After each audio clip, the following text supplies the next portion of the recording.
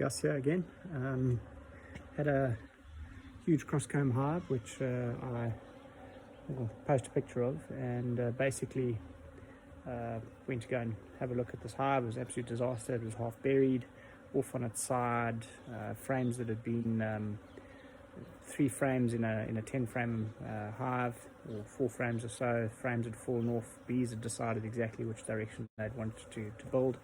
Anyway, so probably made the mistake of fixing that now in sort of late part of winter.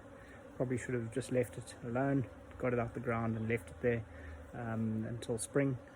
But I wanted that hive to start making honey, and it was a very strange hive with a plastic cover, different shape to a normal Langstroth, and yeah, it would be difficult to put a super on top of it, in all honesty.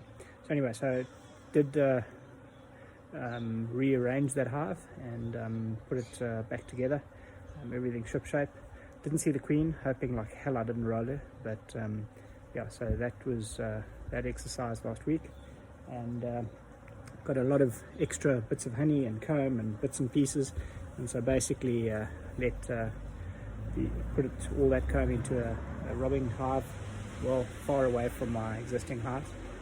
Didn't see any foul brood or anything like that, so hopefully yeah, taking a bit of a chance with feeding my existing hives honey from another hive. But anyway, the bees have been cleaning the comb up inside there,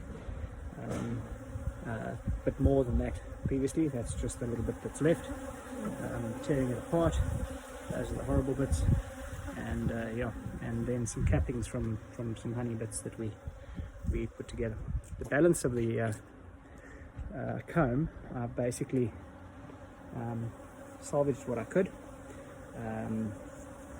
So there was quite a lot of comb which I threw away, mostly drone comb, and then what I've done is I've patchworked a whole bunch of the comb together with some old comb that I had and some new comb, and that's really to give my queens a bit of a head start.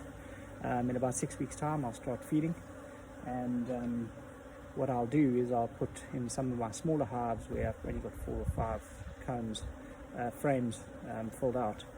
I will give those queens some of these frames here that are ready to go, and so hopefully they'll give an opportunity to lay that much faster, and the bees can start collecting food and making honey sooner rather than later.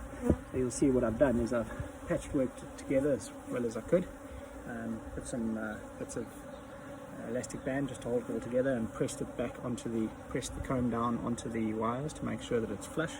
So it is pretty flush. I haven't got anything sticking out either side, and yeah, hopefully that gives my queens a good, of the small hives, a good head start for our Joburg spring, which starts now in September 2020. So yeah, looking forward to that.